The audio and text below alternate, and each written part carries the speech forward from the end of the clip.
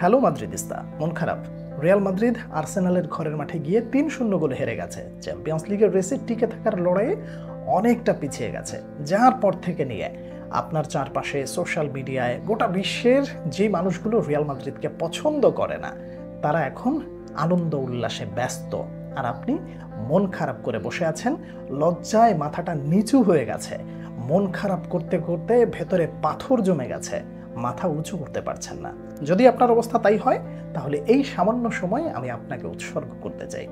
আচ্ছা বলুন তো, এই যে মানুষগুলো আপনাকে নিয়ে হাসাহাসি করছে, রিয়াল মাদ্রিদ হেরে গেছে, রিয়াল মাদ্রিদ আর ফিরে আসতে পারবে না, এই ধরনের কথাবার্তা বলে যখন আপনাকে ছোট করা হচ্ছে কিংবা রিয়াল মাদ্রিদকে ট্রল করা হচ্ছে, আপনি খুব দুঃখ পাচ্ছেন।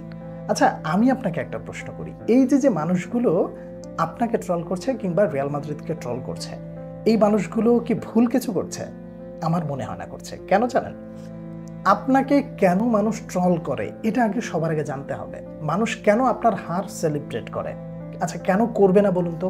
আপনি লা লিগায় সব থেকে বেশি শিরোপা জিতেছেন, আপনি চ্যাম্পিয়ন্স লিগে সব থেকে বেশি শিরোপা জিতেছেন। এরকম একটা সমৃদ্ধশালী দল যখন হেরে যায়, তখন মানুষ তাদেরকে নিয়ে হাসাহাসি করবে না? করতেই পারে। Real Madrid Kylian Mbappe, Jude Bellingham, Vinicius junior এবং রদ্রিগোদের মতো তারকাখচিত প্লেয়ারদেরকে নিয়েও আর্সেনালের মতো দলের বিপক্ষে হেরে যাওয়ার পর যারা আপনাকে নিয়ে হাসাহাসি করছে, আপনিও এই হাসাহাসিটাকে এনজয় করতে পারেন।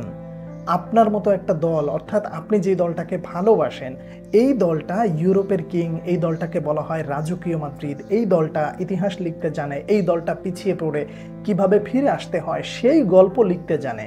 এরকম একটা দল যখন হেরে যাবে, তখন তো মানুষ হাসাহাসি করবেই। রিয়াল মাদ্রিদের হার দেখার জন্য যেখানে গোটা বিশ্ব অপেক্ষা করে যে কখন রিয়াল মাদ্রিদ হেরে যায়, আপনি কখনো এই চিন্তাটা করেন না যে এই মানুষগুলো ওই এক্সপেকটেশন, ওই ভয় তাদের ভেতরে কাজ করে যে এই না জানি রিয়াল মাদ্রিদ আবারও কামব্যাকের গল্প লিখে ফেলল। এই যে বিষয়গুলো, এটা কি আপনি কখনো নিজেকে প্রশ্ন করেছেন? করেননি। মন খারাপ হতেই পারে, মন খারাপ হওয়াটা খুবই স্বাভাবিক ব্যাপার। কিন্তু আপনি রাউল অ্যাসেন্সিওর কথা দেখেন, এই ছেলেটা হারের পরেও বলছে আমরা এখনো শেষ হয়ে যাইনি। এত কম বয়সে সে বলতে চায় যে আমরা এখনো শেষ হয়ে যাইনি। তাহলে আপনি কেন হাল ছেড়ে দিচ্ছেন? আপনার কি সব শেষ হয়ে গেছে? আপনি অনেক আশা নিয়ে টিভি স্ক্রিনের সামনে বসেছিলেন, রিয়াদ মাহরেজ গোল দিয়ে আপনার সমস্ত আশা ভরসা ধূলিসাৎ করে দিয়েছিল।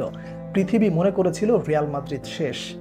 যেখানে সবাই মনে করে রিয়াল মাদ্রিদ শেষ, রিয়াল মাদ্রিদ ওইখানেই শুরু করেছিল এবং কামব্যাকের ইতিহাস পুরো বিশ্বের সামনে তুলে ধরেছিল। আমরা পারি, আমরা পেরেছি। আপনি কি সেই ইতিহাস ভুলে গেছেন? রিয়াল মাদ্রিদ পিএসজির মতো দলের বিপক্ষে পিছিয়ে গিয়েছিল, তাদের ঘরের মাঠের থেকে হেরে এসেছিল, নিজেদের ঘরের মাঠে এসে এই কিলিয়ান এমবাপের গোলে আবারও পিছিয়ে পড়ার পর কারিম বেনজেমার যে হ্যাট্রিক, আপনি কি সেই ইতিহাস ভুলে গেছেন? আপনার তো সেই ইতিহাস ভোলার কথা নয়। আপনার দল রিয়াল মাদ্রিদ সারা বিশ্বকে যেই পরিমাণে চমক দিয়েছে, হ্যাট্রিক ইউসিএল জয় থেকে নিয়ে শুরু করে তাদের ধারে কাছেও কেউ নেই এমন একটা দল যখন হেরে যায়, তখন মানুষ আপনার হার সেলিব্রেট করবে। আপনি সেই সেলিব্রেটকেও আপনি নিজের ভেতরের ওন করতে পারেন, লালন করতে পারেন, এই ভেবে আমরা যখন ফিরে আসব তখন বিশ্ব তাকিয়ে দেখবে। যে মানুষগুলো আজ হাসাহাসি করছে, এই মানুষগুলোর এই সামান্য হাসি তখন হয়ে যাবে লজ্জার কারণ। তারা ভুল প্রমাণিত হবে। রিয়াল মাদ্রিদ এভাবেই ভুল প্রমাণিত করে বারবার ফিরে আসে। ধরে নিন না, এই সিজনে Real Madrid champions league, Copa del রে, লা লিগা কিছুই জিতলো না, কিন্তু রিয়াল মাদ্রিদ আপনি ছেড়ে দিতে পারবেন? রিয়াল মাদ্রিদকে ভুলে যেতে পারবেন?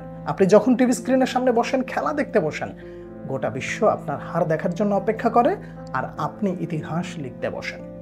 সামান্য সময় হেরে গেলে, একটা দুটো ম্যাচ হেরে গেলে, একটা সিজন যদি আপনার খারাপ যায়, সেই একটা খারাপ সিজনের জন্য আপনি যেমন দল ছেড়ে দেন না, তেমনি গোটা বিশ্বকে এতটুকু সামান্য সময়ের জন্য উপহাস, উপভোগ, আনন্দ উৎসব করতে দিন। যখন আপনি আনন্দ উৎসব করবেন, গোটা বিশ্ব তাকিয়ে তাকিয়ে দেখবে, কারণ এটাই রিয়াল মাদ্রিদ।